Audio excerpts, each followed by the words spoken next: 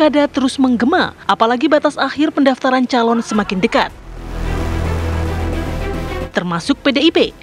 Partai berlambang banteng ini akan mengumumkan siapa saja tokoh-tokoh sentral yang ditunjuk sebagai perwakilan untuk maju dalam kontestasi pilkada. Di Sumatera Utara, PDIP sudah menjatuhkan pilihannya mendukung Edi Rahmayadi. Hal ini dilakukan untuk menghindari kotak kosong yang jelas-jelas merusak demokrasi. Sementara Jakarta, Banten, Jawa Tengah, dan Jawa Timur, PDIP masih menimbang siapa yang layak dimajukan untuk bersaing dengan calon yang telah ditetapkan Koalisi Super alias Koalisi Indonesia Maju. Arahan Megawati tetap menjadi acuan dalam menentukan, akankah tokoh yang dipilih bisa menjadi PDIP sukses meraih suara dan sukses dalam kontestasi pilkada? Tim TV One mengabarkan.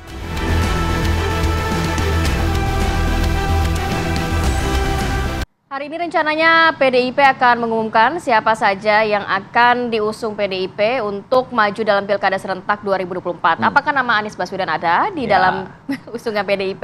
Hari ini akan dikeluarkan. Kita akan membahas hal ini dengan narasumber yang sudah hadir. Sudah di studio, sudah ada Mas Pangi Syahri Caniago, analis politik Foxpol Research and Consulting. Selamat pagi, Assalamualaikum Mas Pangi. Selamat pagi, Mbak Rati. Kemudian juga kita masih menantikan Mas Seno, ya ini Aryo Seno Bagaskoro, politikus PDIP yang juga akan bergabung bersama kami. Saya mau ke Mas Ipang dulu, Mas Ipang. Kalau mencermati kira-kira hari ini, akankah PDIP ini mengeluarkan nama siapa yang akan diusung di Pilkada Jakarta? Nah ini yang ditunggu-tunggu ya, menarik, penuh misteri juga ya. Kayaknya juga masih alot ya, belum ada. Ya, Pilkada Jakarta ini gitu kan. Kenapa menjadi etalase politik nasional tetap menjadi seksi ya, tetap menjadi perhatian, apalagi oleh partai-partai, sampai ada yang mengatakan Pilkada Jakarta ini tangan dinginnya DPP gitu, bukan urusan daerah. Jadi karena langsung begitu, kan langsung daerah, karena beda ya, maintenance-nya beda mungkin ya, termasuk dalam koalisi ini. Nah kita tunggu dari PDIP, itu yang kita tunggu sebetulnya. Yang jelas nampak-nampaknya PDIP punya ideologi mazhab yang kuat.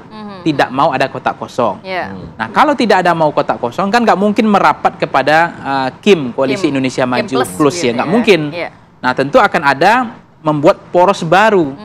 Nah, PKS kan selama ini mengatakan kami juga tidak menginginkan ada kotak kosong di Jakarta. Tapi PDIP akan mengumumkan hari ini siapa sebetulnya yang akan memang PDIP sampaikan, apakah nanti memang ada irisan Anies ini disebut, atau memang tidak ada Anies gitu. Karena kan selama ini PDIP mengatakan, PKS juga mengatakan kami mau mengusung Anies, mau membuat Anies ini berlayar, tapi dengan PDIP gitu. Kalau dengan Nasdem dengan PKB, tidak mudah juga, karena agak terkunci gitu ya. Nah sekarang tinggal, apakah memang akan ada kejutan di Jakarta? Pengumuman hari ini itu adalah, apakah akan ada nama Anies atau tidak? Karena memang yang akan bisa bersaing berkontestasi itu nama yang muncul hari ini itu kan ada 3 nama.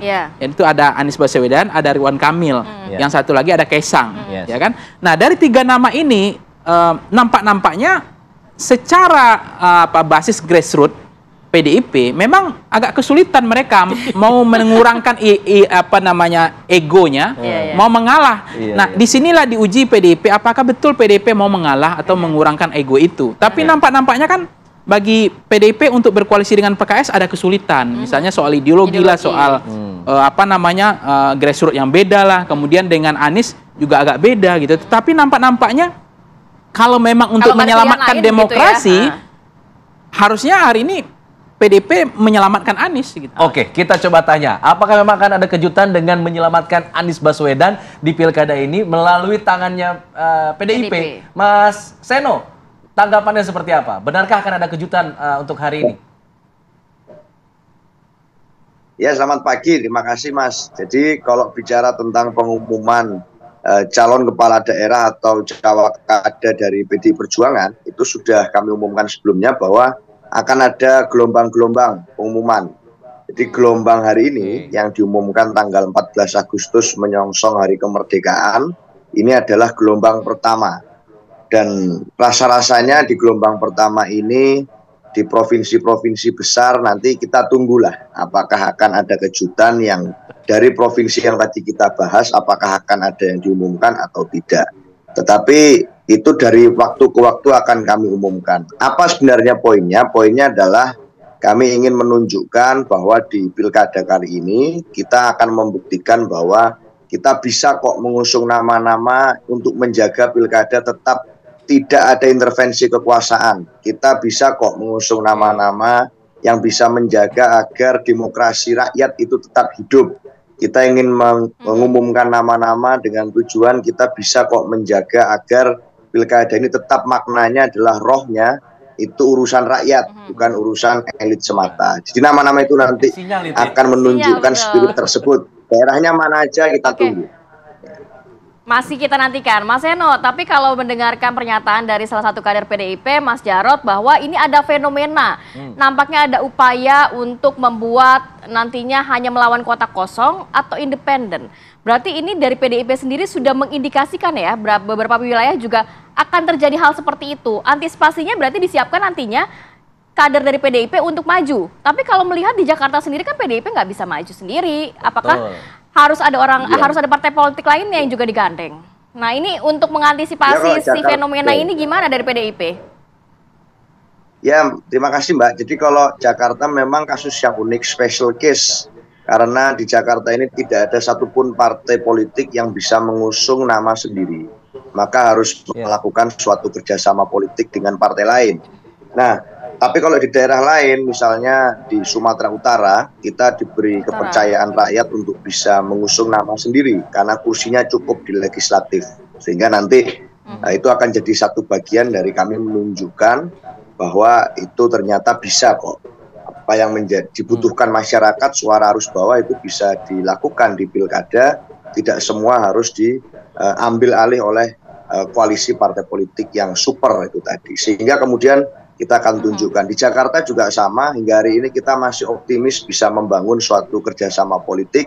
Di daerah-daerah lain juga sama, komunikasi terus berjalan. Di Jawa Timur, di Jawa Tengah pun kami membuka komunikasi politik, meskipun kami dapat cukup banyak kursi di sana, itu dengan kawan-kawan yang lain. Sehingga semuanya kita melakukan langkah-langkah, kita pastikan agar pilkada dapat memberikan pilihan yang terbaik bagi masyarakat. Jadi poinnya bukan di persoalan calon tunggalnya sebenarnya, tapi apakah ada desain intervensi kekuasaan di sana? Apakah ada skenario yang berusaha melawan suara rakyat di sana? Karena kalau bicara Jakarta misalnya, nama-nama yang selalu tinggi di survei itu sebenarnya kan ada Pak Anies, ada Pak Ahok yang pernah menjabat sebagai gubernur di Jakarta.